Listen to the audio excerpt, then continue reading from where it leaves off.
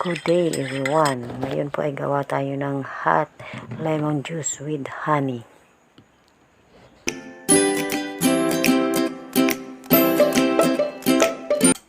Katasin po natin ang calamansi.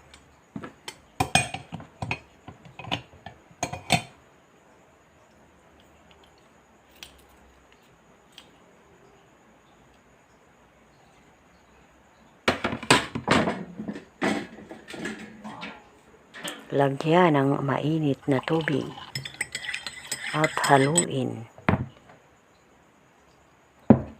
At pagkatapos lagyan ng 1 kutsara ng honey.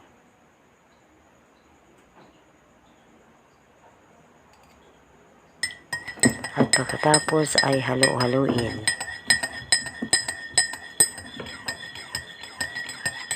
Yan lang po kadali.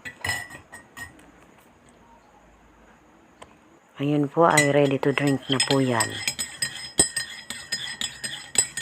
Ang ating hot lemon juice with honey.